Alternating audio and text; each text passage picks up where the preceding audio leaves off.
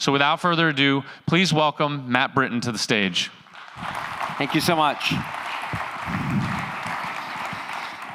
Thanks, Aaron. Great jacket, by the way. I love it. It's like, you want it? No, it's really soft. It's awesome. Okay, we're good to go. Hey, everyone. It's great to be here in Charlotte. Love this town whenever I'm here. And this is my 5th talk this week, and I promise it's going to be the best one.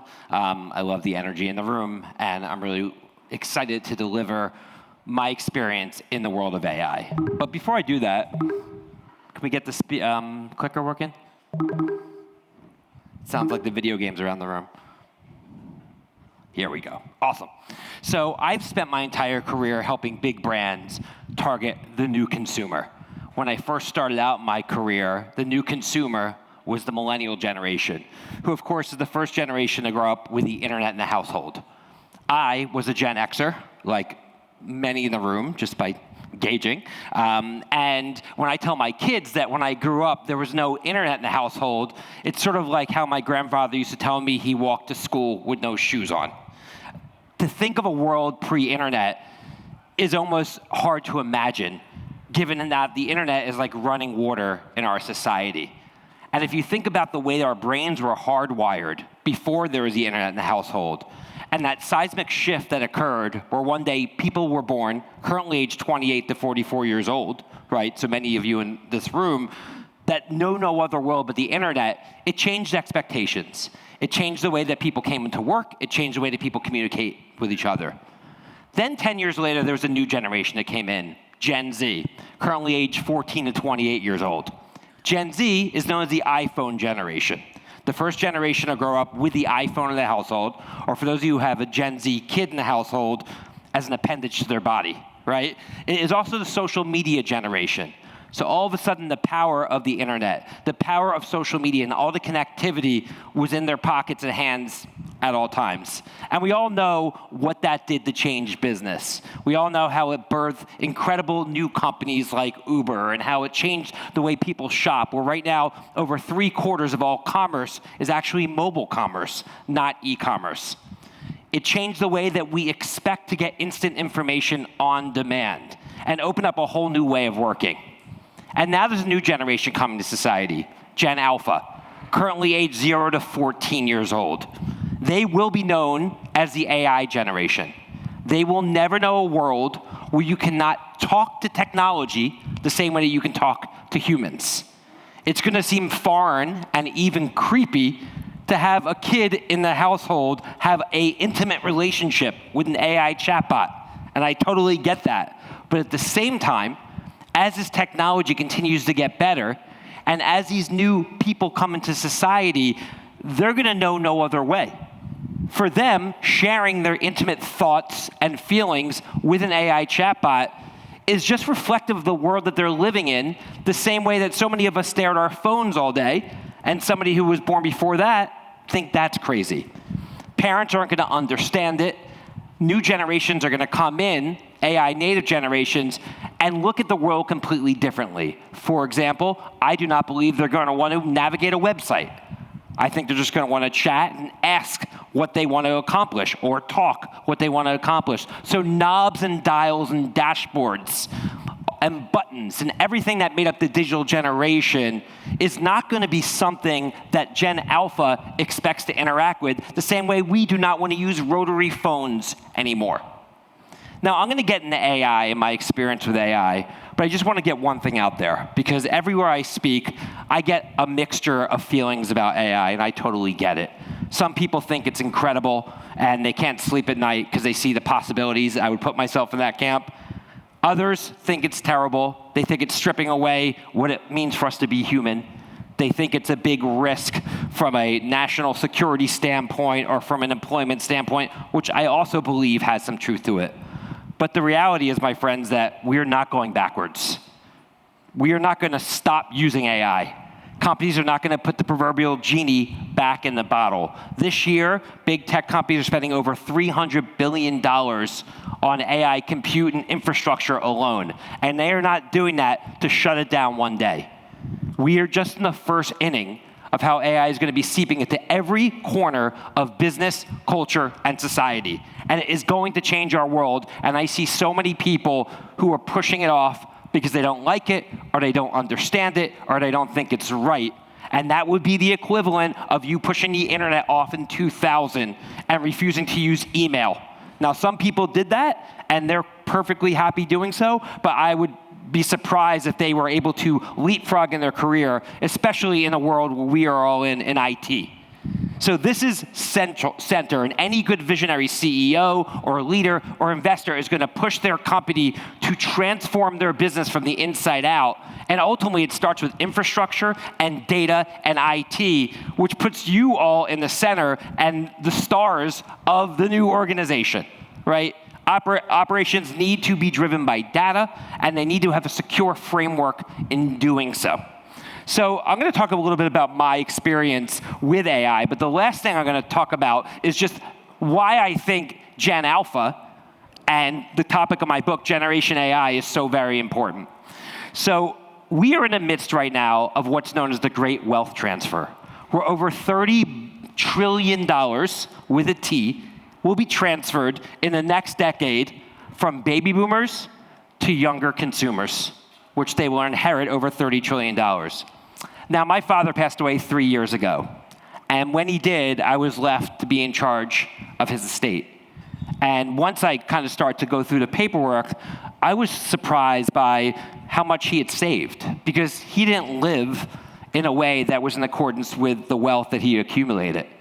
He would drive around for 20 minutes to find a parking spot instead of spending $7 at a parking garage. We all know those people, right? And I really wanted to try to understand it. I was kind of sorting through everything emotionally and just from a financial and business standpoint. And the conclusion I came up with after talking to a lot of people is he was a product of his environment. He was a baby boomer. He grew up in the shadows of World War II and the Great Depression, and his relationship with money was one of scarcity. So it didn't matter how much money he had in the bank.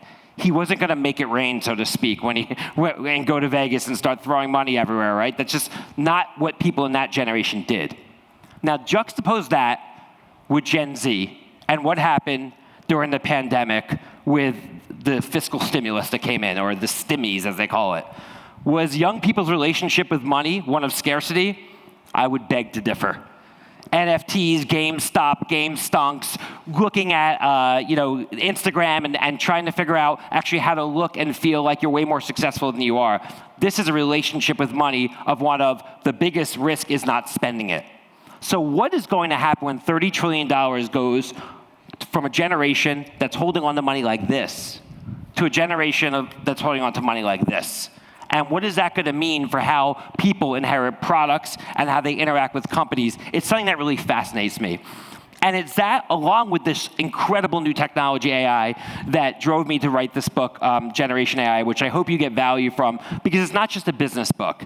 It looks at AI's impact from the lens of a parent, of an educator, of a business person, as someone who's trying to provide. I completely agree with what Aaron spoke about on stage, really resonated with me in terms of we all have our own hierarchy of needs. You know, if you work for Procter & Gamble and you're in charge of Colgate toothpaste, you're probably not passionate about moving the market share 0.01% and getting that many people to buy toothpaste. You're most passionate about getting a bigger house, putting your kids through school, taking care of aging parents, et cetera. We all have things that we care about as individuals, and then that manifests towards business. And I kind of look at AI the same way, and this whole shift is that we need to understand that it's something that can help us. And once we get our arms around it individually, we can future-proof ourselves and then use it as a way to better our careers. So, why is AI so powerful? Why am I here talking about it? Well, it's unlike anything we've seen for a couple of reasons. First and foremost, it is improving at an unprecedented rate. The evolution from the first iPhone to the second iPhone took 18 months. And I believe in the last 18 months, we've seen more innovation in AI than the iPhone itself, arguably the greatest technological invention of the last century. We see more innovation and growth in the last 18 months than the iPhone had since its inception in 2008. It is mind-boggling to keep up with the rate of change. As someone who's living on the edge of where this technology is, when a conference like this asks me to provide a deck a week in advance, I say no, because news always comes out in that week that I want to talk about. And that's no different today. Our minds are not built to be able to digest this amount of change. People are creating businesses one day that are rendered obsolete by a new AI innovation the next day. So one thing I'm going to talk about today is how to deal with that. How to deal with the rate of change, which is occurring at a level like we've never seen before. I think most importantly about AI is it technology that does not need to be understood by a technologist? So my mom, who now lives alone, she's 75 years old, she lives in Florida, she was texting me 3 times a week to get into Netflix because she forgot her password, didn't know how things worked. And I built a chatbot for her, where I essentially trained a chatbot on every appliance in our house, every password. And I said, before you call me, just ask this thing.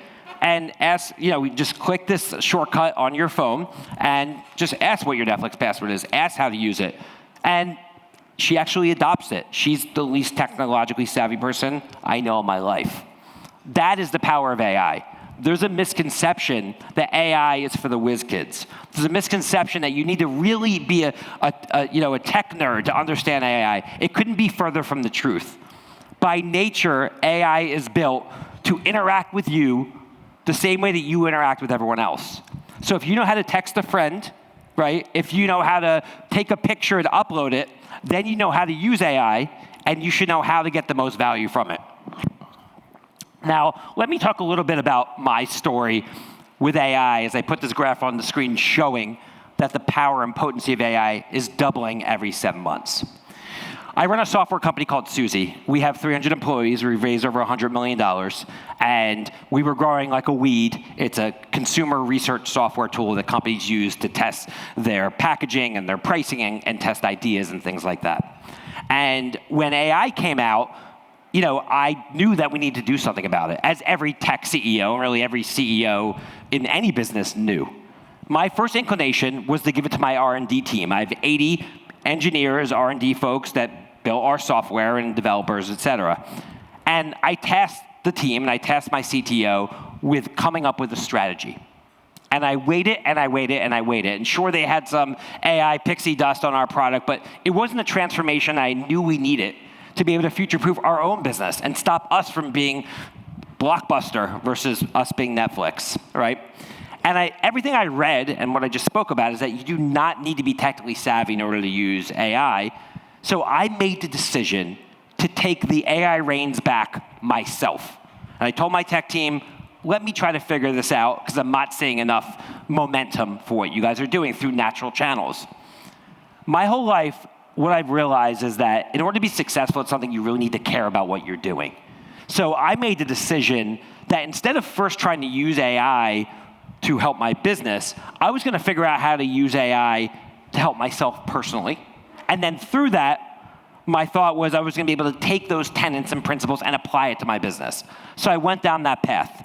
And I first decided to figure out what is the biggest problem I want to solve personally. So I just turned 50 years old.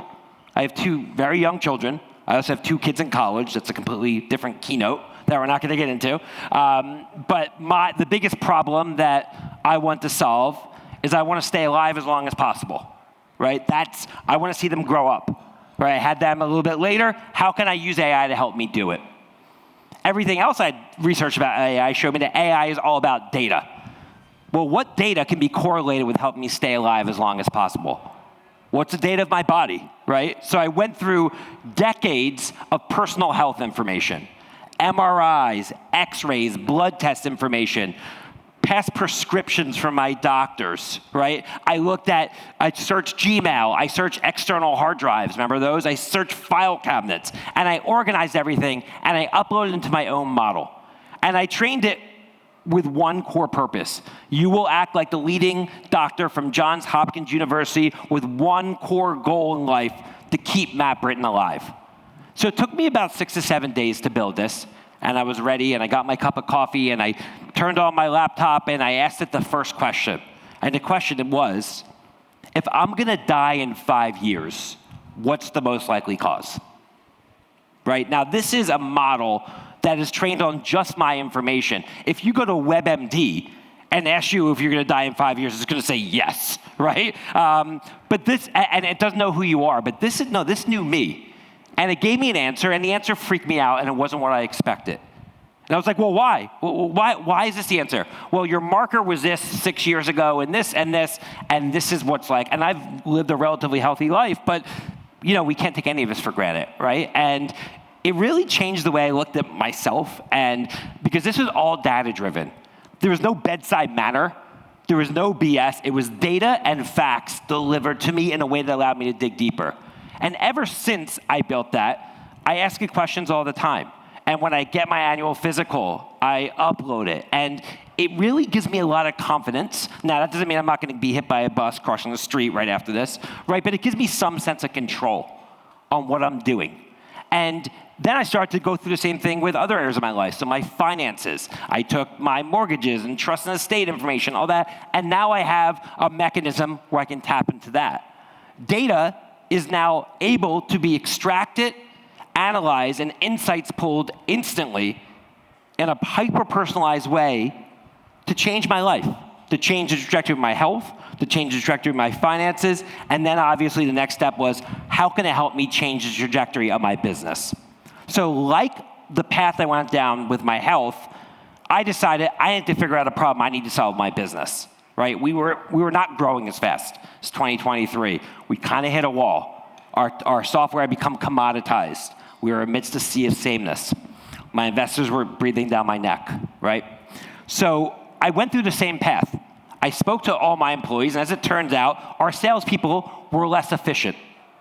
That was the problem I had to solve. Why were my salespeople not selling as much stuff as they were in the past?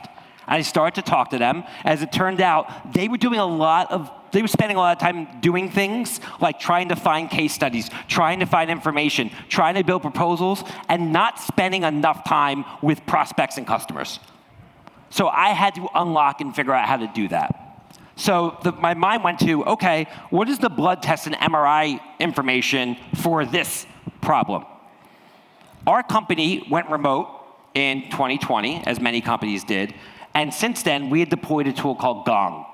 Gong is connected into Zoom and had recorded every single Zoom call we had over the last 3.5 years at that point, right? It was 25,000 hours of calls. The prospect and customer knew it said this call is being recorded for quality assurance purposes. And we had these transcripts, and we weren't really doing anything with it. So I downloaded 25,000 hours of transcripts, vectorized it, which some of you might know is a way to kind of structure the data to make it easier to learn by a large language model, and I fed it in. And I asked it, if my business is to die in 5 years, what's the most likely cause? I asked it, what do our customers want that they're not getting? Why do customers leave? What are words that customers say that signal they want to buy more? What are words customers say that signal we're about to get fired? The other thing I learned from my team is that it was hard for them to adopt a new tool. So I started to build some automations that actually brought this information to where they were already working, which in the case of our company was Slack. So I started to build derivatives from this information that started to create a constant feed. For example, now every time after we have a call with a customer, it creates a summary of the call, key learnings from the call, any business opportunities, and rates the customer sentiment from 1 to 10. And if it goes below 7, it creates a churn early warning alert to a different team that can come and intervene. After each call, it writes a redacted blog post about the topic we talked to the customer about, scrapes all the confidential information, and publishes it.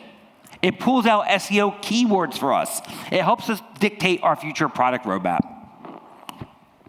All from transcripts that we get from customers. It's a vision of how data can drive a business forward in a seamless way. That entire workflow, I built by myself, ladies and gentlemen. I had never coded before. I had never understood HTML even or any of this. But I persevered. I went step by step. And now, standing here today, I'm a full stack AI engineer. There is really nothing that you can tell me that you'd want to build that I would not be able to build myself. And I do not know how to code. I don't really even know much about technology, so how did I get there? I got there from being a problem solver. I got there from focusing on the core thing that needed to be done, and I let these large language models and the power of them show me the way. So today, with the time that we have, what I want to do is peel back the layers of the onion. I want to show you the steps I took to build some of these tools, the state of AI today, and what it means for all of you in your career. I am going to be giving all of you a copy of this deck, as well as a video of a very similar presentation, as well as access to an agent that has all of this transcript, so you can get all this information. So you're welcome to take pictures or take notes, but you certainly don't have to. So, one thing I think a lot about as a parent is education.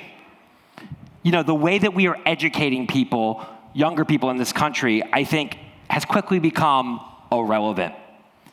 I read this article this spring that in China, they are rolling out AI courses to kids as young as age 6.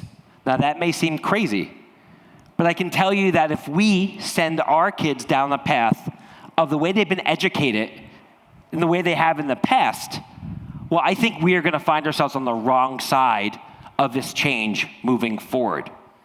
As a result of a lack of trust overall in our institutions around AI, it has trickled down to consumers. 72% of Chinese citizens have trust in AI, while less than a third of Americans do, despite the fact that most of the large AI companies, whether it be NVIDIA or whether it be Anthropic or, of course, Microsoft and Google, are here in the US, but the trust isn't there. Now, some people just don't trust what they don't understand. But I actually think we are not setting ourselves up to change this anytime soon based on the way that we are educating young people. And the way that we are educating young people is this notion of memorization and regurgitation. I was a terrible student, but I knew how to play the game. The night before a test, I would cram as much information in my head and as much Red Bull and regurgitate both the next morning and move on with my life. But your ability to memorize information and apply it was what made you a good student. And in a lot of ways, in the knowledge economy of the last 2 decades, is actually what made you a good employee or worker. If you could memorize the knowledge of how to write a contract and regurgitate it, you were a good lawyer. If you could memorize how to do someone's taxes and regurgitate it for them, you were a good accountant. If you could memorize how to read an X-ray and regurgitate it back to someone, you were a good radiologist. But now I would argue we are entering the end of the knowledge economy, meaning your ability to maintain facts and then apply them is commoditized. And that is exactly what AI is trained to do. I just told you a story how I now rely on AI and my personal health information more than I would any doctor. You can say that's crazy, but if you looked at my doctor's schedule, he has 10 appointments that day. Do you think he's going to remember everything about my body from the last 20 years and apply it? Of course not. Could AI hallucinate? Sure. Could a human have a bad day and just want the meeting to be over? Yes, more likely. The application of facts is only going to be more powerful with AI over time. So no matter what role you're in, if you're leaning into a knowledge economy track, that track is going to hit a wall. And it's going to hit a wall in a lot of different ways. So what are the new skills? What are the new skills that we're looking at? Well, this is from the World Economic Forum.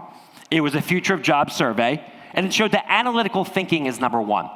Can you be analytical? I just walked you through how I talked to my company and analyzed the biggest problem, and then I built a model that took transcripts, which I was able to analyze. Analysis and pulling out the signal from the noise is perhaps the number 1 skill we can apply, because ultimately, how AI has changed the world, it's far less about how to solve the problem and far more about understanding the problem that needs to be solved. Let me give you an example. Photography. It used to be, in order for you to be a good photographer, you need to know how to develop film in a dark room. Then you need to be able to afford and purchase a fancy DSLR camera that has ISO and f-stop and all the knobs and dials. And in order for you to be a good photographer, you had to know lighting and all these things, and you had to understand angles. And you were a specialist. You knew knobs and dials. But right now, 99.9% of all photos are taken on the iPhone. And the best photographers, the most lucrative ones, are just those that know where to point the camera to, right? That is a great analogy for AI. AI is a powerful machine. Knowing how to operate the knobs and dials isn't what makes you good at it. It's actually knowing how to apply it.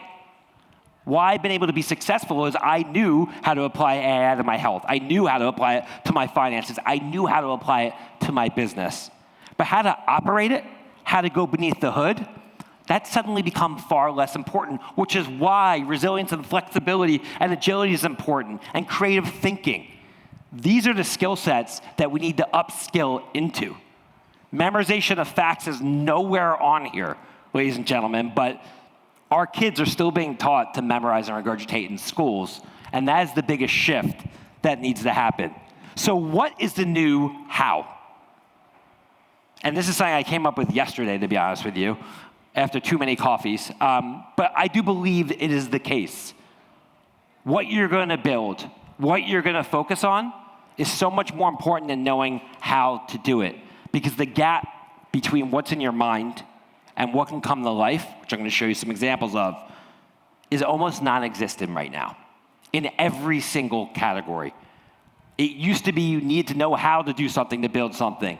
Now, the world's your oyster. What are you going to do? You obviously have to have agency, and you have to be action-oriented. But there are people that have created companies doing millions of dollars in revenue, and they created the company 6 weeks ago. It is incredible the opportunities that exist right now. So yeah, Aaron spoke about Microsoft laying off 12,000 people. I know 3 of those people that are now already making twice the amount of money they were making at Microsoft because they knew how to use AI to apply it. So now, that is not going to be the case with all those people, right? But we all want to be on the right side of this. And what I hope to impart on everyone yesterday is how to be on the right side of this. Because not everybody's going to. But if you are, it's going to be the greatest opportunity that you and I will see in our lifetime. So I'm going to break down what AI means fairly quickly here so you understand you're grounded on what we're talking about. And I've created this very simple framework for AI that has 4 layers to it. The first of which is infrastructure. Infrastructure obviously is where a lot of us live, and the number one point I have to make on AI infrastructure is you all should have invested in NVIDIA about 6 years ago. NVIDIA, a company that created GPUs, originally made to power the graphical demands of video games, right place, right time, now is the way that AI is powered and has made CEO Jensen Huang one of the world's richest men, and NVIDIA now worth over $3 trillion. These GPUs are powered by data centers where the GPUs live and where the data that it powers is stored. We are anticipating a 30x increase in demand in the next 10 years in data centers. Right now, 40% of the power demand in the state of Virginia is through data centers. This is creating a very power-hungry landscape. One query on ChatGPT uses 33 times the amount of energy on Google. I spoke yesterday, and I asked how many people were using ChatGPT every day. Everyone raised their hand, and then 2 people was like, isn't it bad for the environment? And I said, didn't you raise your hand when I said that, and I asked if you were going to use it? Yes, is it drain on our power? Yes, it is an incredible tool for our lives, and that is not going to stop us from using it, but it is a big issue. And that's why you're seeing companies like Google and Amazon invest in alternative energy sources like geothermal and nuclear and solar to be able to power these increasing demands. The second area of the AI framework is large language models. Back now, 56 past, I wasn't prepared to translate that as I was doing that little tease. Oh, that's that right. little mark with the A and then the ring around it. At? See, that's what I said. Katie said she thought it was about. Yeah. Oh. But I've never heard it. Around. I've never heard it Okay. said. I'd always seen the mark, but never heard Yeah. it said. And then it sounded stupid when I said it. Violence at NBC. Yeah, I heard around. Big fight in the lunchroom. See, there it is. Violence at NBC. GE.com. I mean, Well, Allison should know. what do you is think that, internet Allison? anyway? What is internet anyway? Internet is that. This is 1998. The world was just starting to turn on to what the internet was. This company called America Online was first getting ramped up. And America Online ended up being the catalyst that got America online. And all of a sudden, this incredible thing called the internet, which was really just used by the government and military prior to that, became a new way of communicating and changed the world as we know it. ChatGPT is doing the same thing right now all over again. It is a large language model that is getting all of us to use AI every day the same way AOL got us to use the internet every day, except it's growing far faster than even AOL did. ChatGPT is a large language model that is built and marketed by a company called OpenAI. What is a large language model? It's a fairly simple equation. People put in an input, a prompt. No different than Google, you're searching for something, you can put in a prompt. A prompt could be in any language. It could be text. It could also be voice. It could even be an image as a prompt. Once that prompt is taken, it will actually, the large language model will go and search for an answer for that prompt to give you a generative response, which is why it's called generative AI. In the case of ChatGPT, it's searching through the whole open internet, trillions of data points. In the case of my personal health bot, it's actually only searching through my personal health information. That is called the knowledge base.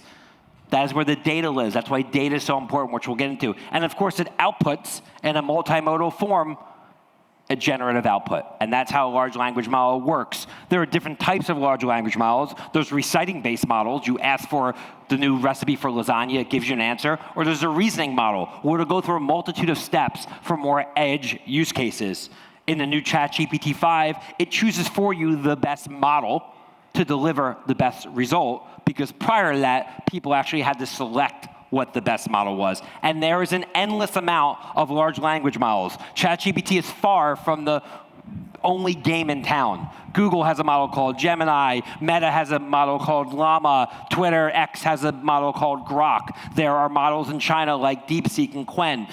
And these models keep leapfrogging each other in terms of their capability and intelligence level. In just 1 year, the smartest LLM improved its score from 96 to 136.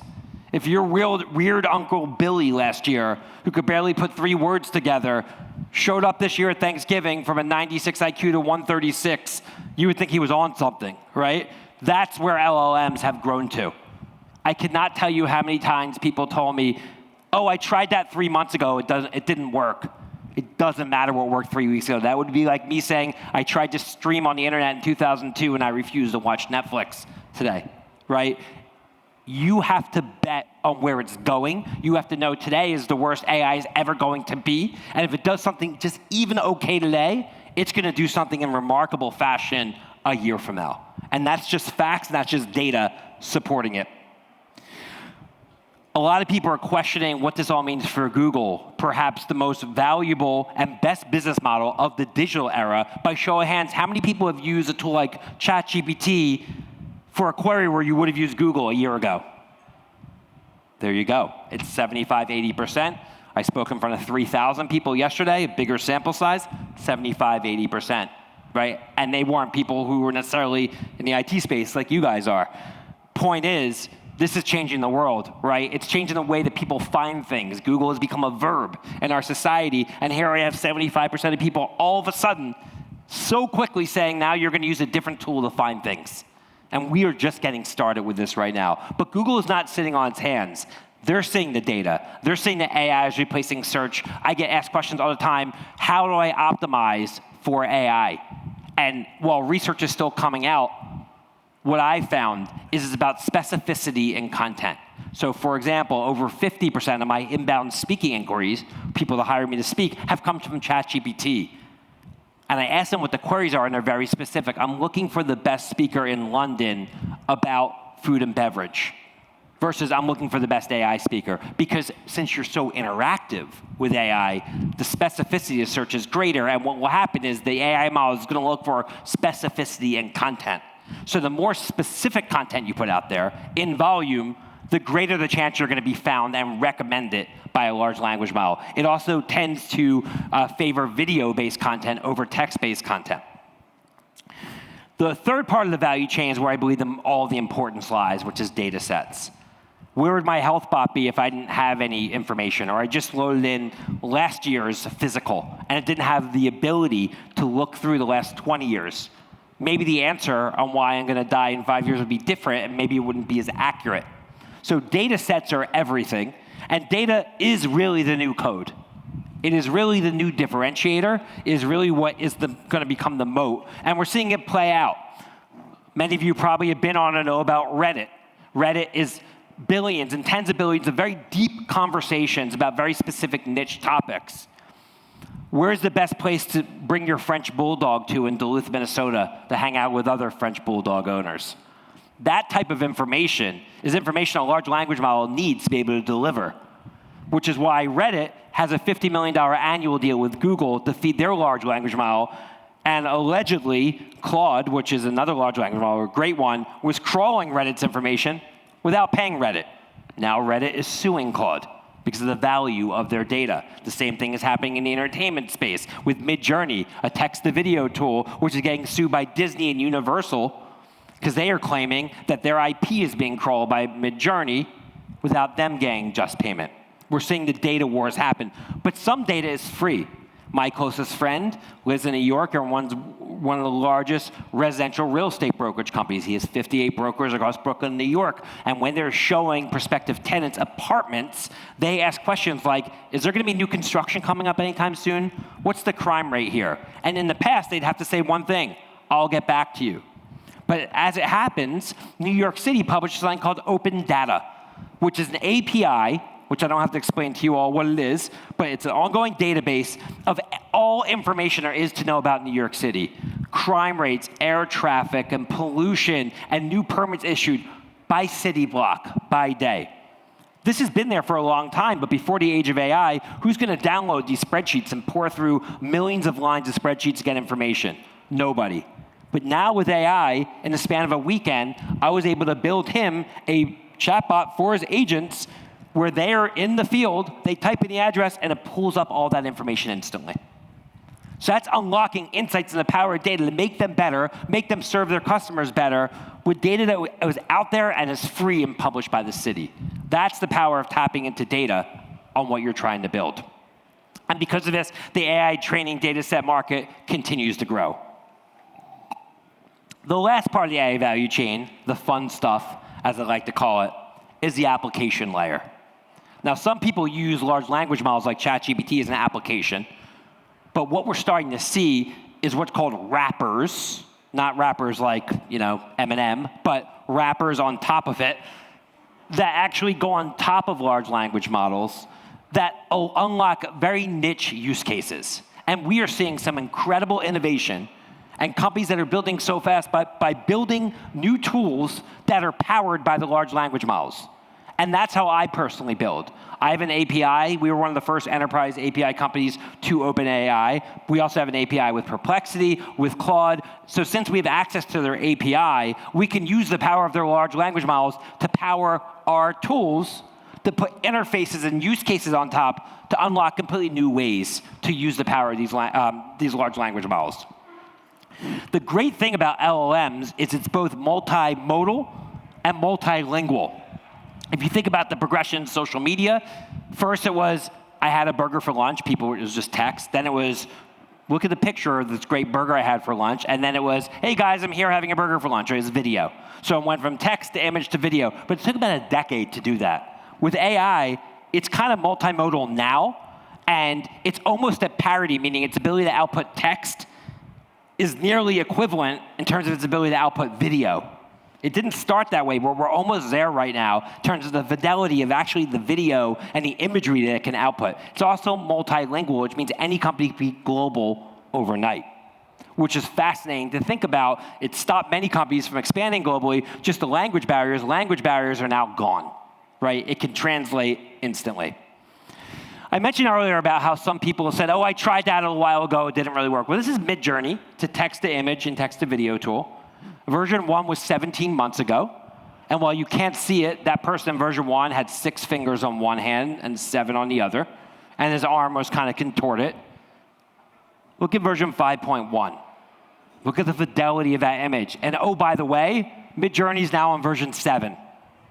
So where is this going to be in version 14 a year from now when it doubles? Is it going to be indistinguishable? Yes. Should you act accordingly? Yes. Is this going to create deep fakes, nefarious actors, all sorts of bad stuff? Yes. But this is what's happening. Midjourney isn't going to be like, oh, you know what? We'll just go back to version 1. Nope. It's going to go in that direction. When people say, I tried to build an image in AI 3 months ago, and it didn't look like this. In their mind, this is what it can do, when the reality is it can do this. It kind of changes their perspective in terms of where this is going. And again, the fact this happened in a year and a half is really the thing to think about. We went from dial-up to T1 fiber optics instantly, where in the case of the internet, as you know, that was about a decade transformation. So it's opening up all new capabilities. This buff guy over here, who nobody in this audience looks like, is actually not a real person. He does not exist. He's an amalgamation of trillions of data points on the internet. And somebody prompted to get this person there, with that headband on, standing in front of that fire. And if I want that fire to turn to a bucket of ice, I could do it instantly. Now tell me, do I need a photographer or a lighting expert or a set designer to do this? No. I just need the idea to make it, which is why what is the new how? What happens to all the people who would have had that job is the question, even the model himself. Now, IP is still going to exist. We're still going to want to see The Rock or Reese Witherspoon in movies, right? But if you're an extra in a movie set, if you're an extra in the workforce, that's where the risk is. Because tell me, what movie director is going to pay to have a team of extras walk across the street on a set, on a street that looks like one in Charlotte, when you can actually just create it with a prompt? Not many, right? And this fidelity is changing things like graphic design, where in the past, if I want to change the shadows or the lighting on that cat, if I want to say that cat should be drinking a Diet Coke versus a beer because it's driving, right?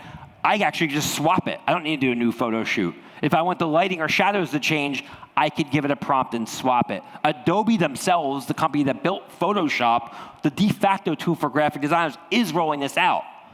Graphic designers hate when I say this, but I'm just spitting out what I'm seeing. And ultimately, if you are a graphic designer, your ability to move the knobs and dials are no longer as important as knowing what you are going to graphically design. So taking orders to do this, the orders are going to be given to AI. It's mind-blowing. It sucks for some people, but this is where we're at. I just showed you text to image, but one of the biggest leaps we've had in the last couple months is text to video, which means instead of just outputting text from your prompts, you can output video. Opkalla throws a great event. I actually can't wait to hear Matt Britton talk about AI this morning. So none of these people exist. I uploaded the Opkalla logo. That venue doesn't exist. I don't no longer need to pay actors to do that.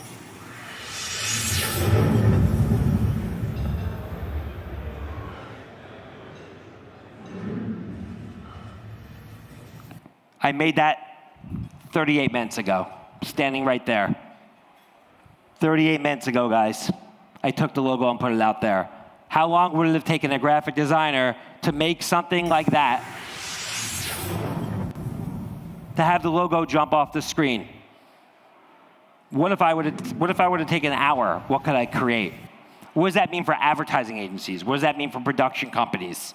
It's pretty fascinating to think. Just last week, OpenAI rolled out something called Sora 2, which is their text-to-video model. I was talking to my 5-year-old daughter about the government shutdown because she had heard about it at school, and I wanted to create a video to explain to her what it is. This chamber is closed until we agree on something real. You keep saying that, but you won't move an inch. Because your inch costs a mile. Order. Well, sort of. I saw a story on CNBC how inflation is rising and it's impacting consumer confidence, and I wanted to create a video to create a post about it on LinkedIn.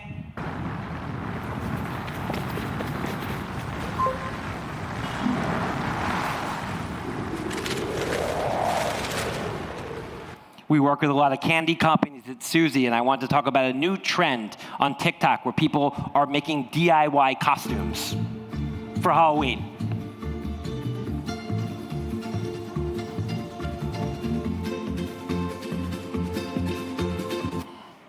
Made that 3 minutes before a call. Yes, it stops at 10 seconds. Where do you think it's going to stop a year from now? A minute? 2 years from now, I'm going to be making a 2-hour feature film about anything I can dream of. That's where we're heading. Look at the tape 2 years from now. What does that mean for industries that are in the creative services or anybody that wants to create or dream of anything? We can unlock anything in our brain and bring it to life. You may think it's Matt Britton talking, but it's really Matt's digital twin. I've been told to speak confidently in front of all of you beautiful people at Opkalla today in Charlotte. Matt doesn't seem too worried I'm going to take his job, though.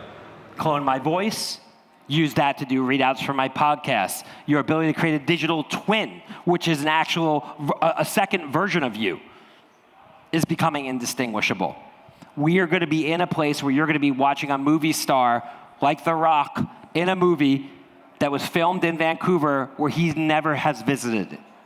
And his name and likeness is going to be licensed, and he's going to be in a movie. People will say, no one will ever want to watch The Rock if it's his avatar. And I will say, go to the Electric Daisy Carnival in Las Vegas every year, where 500,000 people come to watch DJs press buttons on music that isn't made from instruments.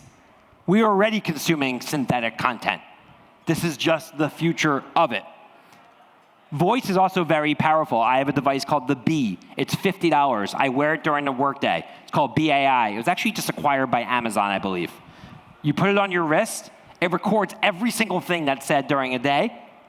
And then it creates a to-do list for you. You can search things. It'll create a strategy for you based upon what's happening in the world around you. It's taking the data and ingesting it and allowing it to power your life. Very cool tool. Creeps people out. I get it. But it just kind of shows people the power of data and a voice. Coding, very controversial topic. One of the biggest knowledge economy jobs that's existed. People did things right. They went to MIT or Stanford, learned how to be an engineer, got a job at Microsoft or Google. Now all of a sudden, there's a tool that codes for you. As it turns out, computers are better at writing the language of computers than humans are. Who would have thunk it? What are coders saying? Oh, it can't actually build the whole thing. I'll just show them the Midjourney chart. It's going to code the whole thing. It just is. It's so controversial. Nobody wants to talk about the truth behind any of this. People hire me for conferences. Thankfully, Aaron didn't say, don't not say things.